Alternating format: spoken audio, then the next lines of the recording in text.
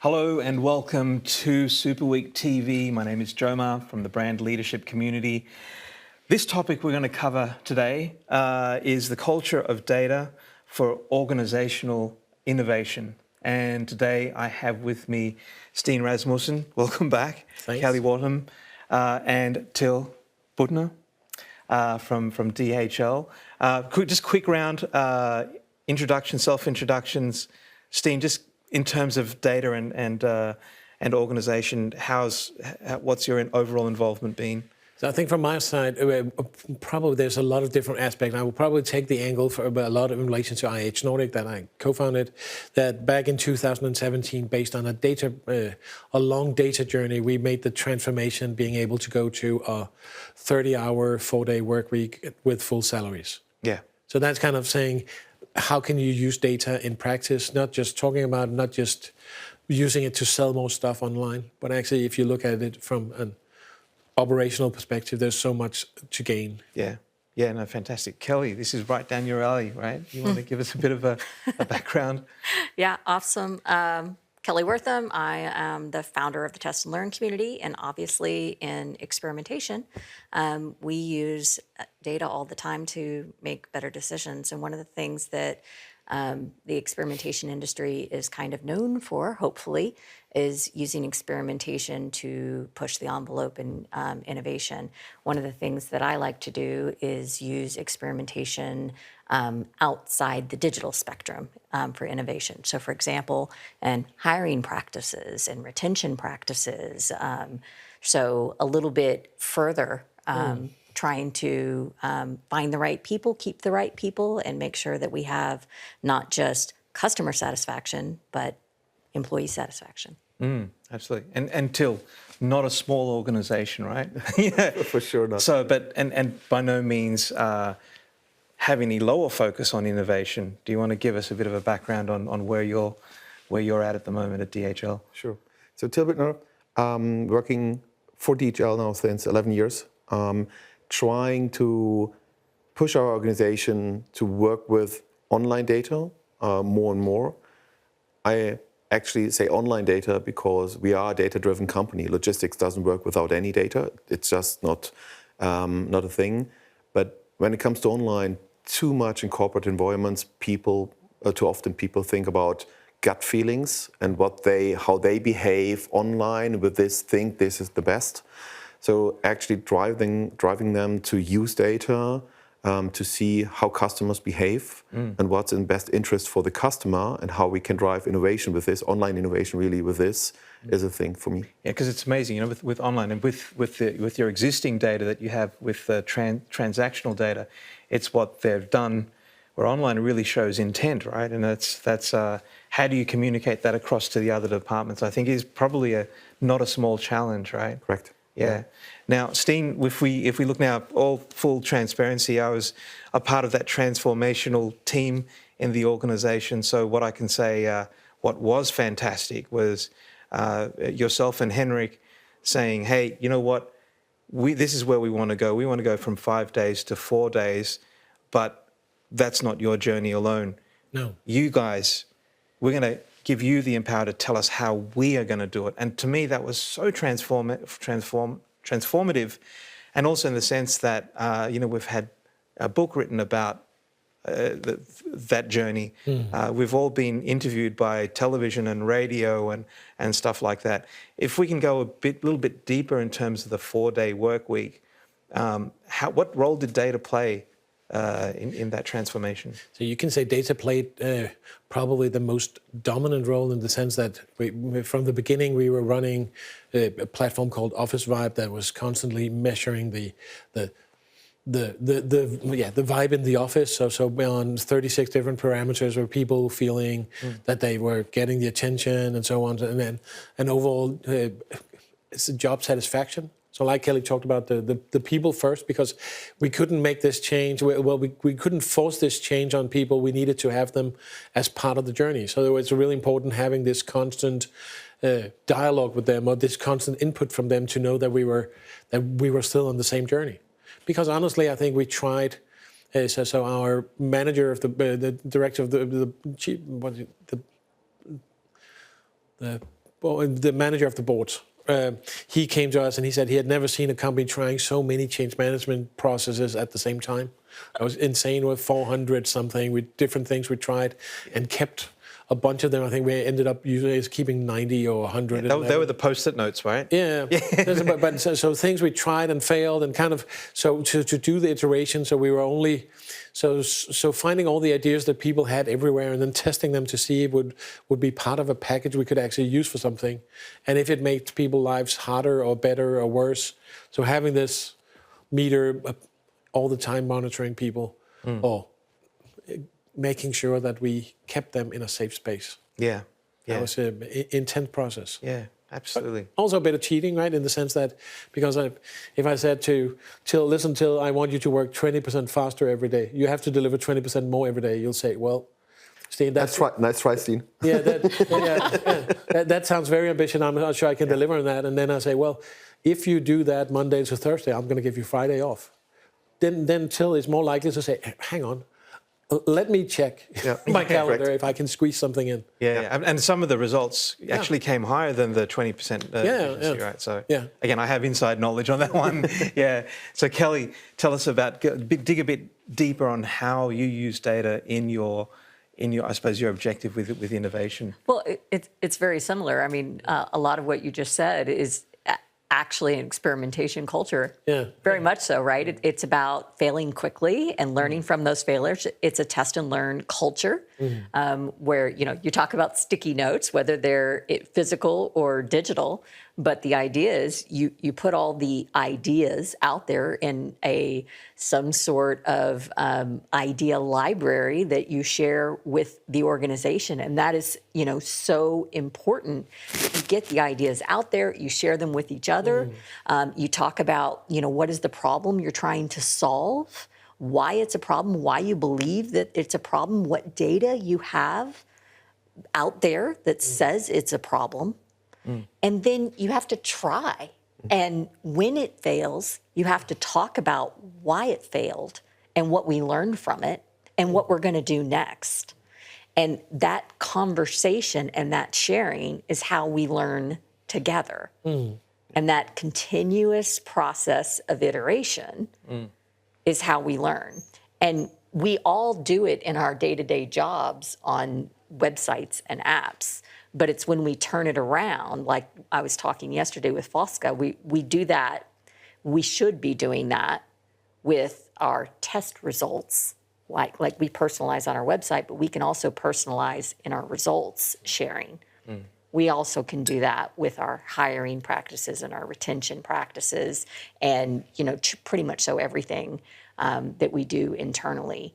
And we do. And we do that with the same data and with the same intentionality. Yeah. And it makes a huge difference. Yeah. And for you too, sorry. I like this a lot, especially having this in a kind of library, however this library looks. Yeah.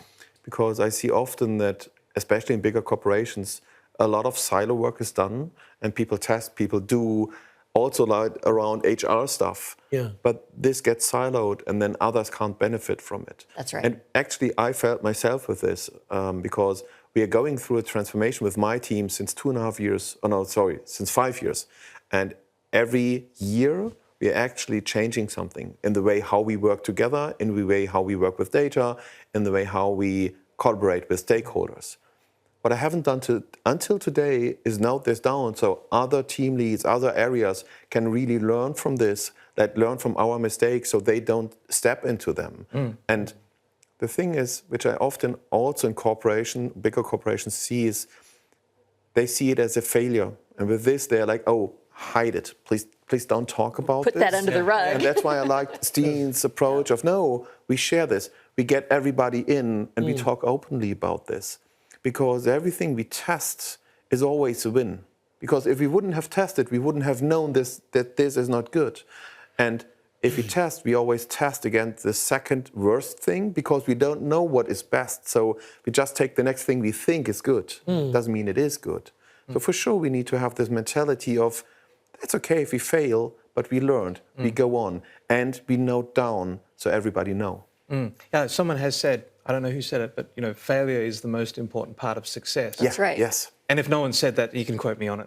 Yeah. but I'm We sure had I've a heard somewhere. concept we called, it was a different F word, but we can call it Failure Fridays if you'd like. Yeah. And we literally had a board, and you would put up the failures of the week, and we would share the failure ups, if you will, and literally share what we learned that week. Yeah. And we would ring a bell Yeah, I love it. Yeah. and celebrate it. We would have cake.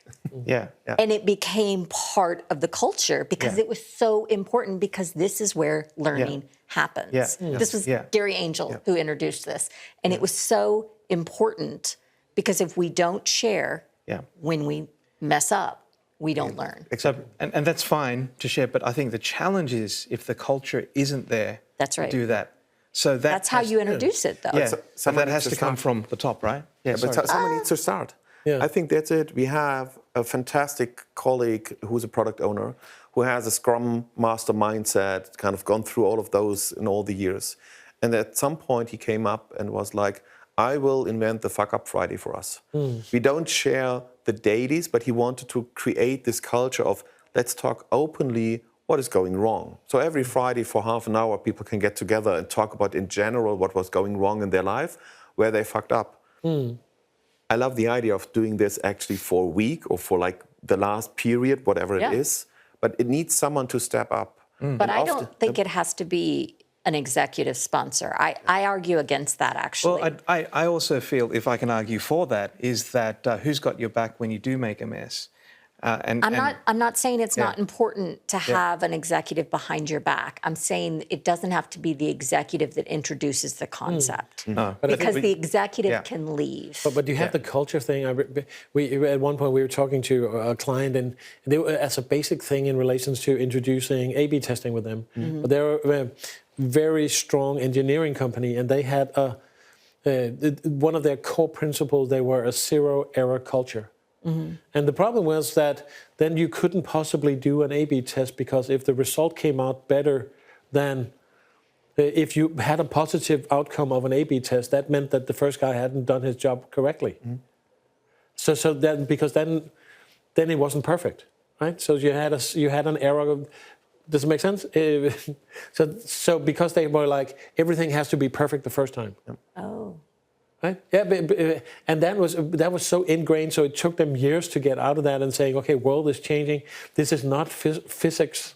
What we're doing, it's about people. So people change. But they're like, we build bridges. We cannot tolerate errors because that will kill people. I would like argue a little bit against, not completely against this, but we have a saying in our company: right the first time is your mindset.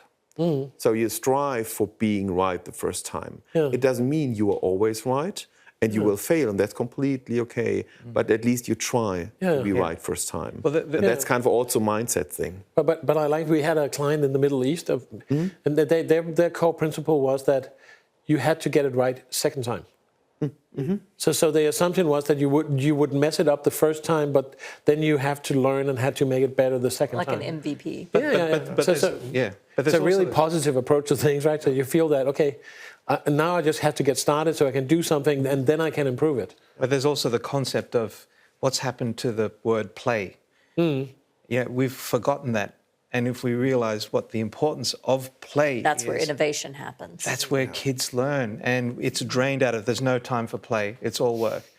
Where's the innovation time? Where's the play time? This has become our play time, right? Superweek. So who's going to ingrain, the 20% innovation time from Google? That was transformative. Why hasn't greater... Now I'm becoming a panelist as well, right? Why hasn't this been adopted by greater industries? Because a part of play is messing up. My son is a skateboarder, and they fail most of the times at the tricks. But when someone finally succeeds, it's great joy, not only for him, but for everyone in the skate park. You'll hear them cheer. And this is what happens with the golden punch card, right? So my question is, how can we use play to help organizations be more not just engaged, but integrated across departments? I suppose that's a general question or for comment. So on an overall level, I think we are in a space where people need to understand that not playing increases risk because you stagnate. So people are really risk averse right now, and they try to make the safe decision, but sometimes always trying to make the safe bet will mean that you lose.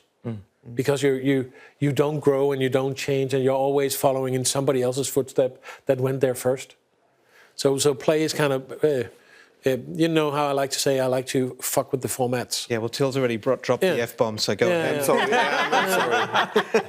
I'm sorry. And that's kind of it. Saying if we don't do that, then we'll get stuck in the format that we're used to. But I think there's also a time and a place to do that, right? There's a time to all the time to drive the format and maximize it, and then there's a time to But it also needs to be embraced.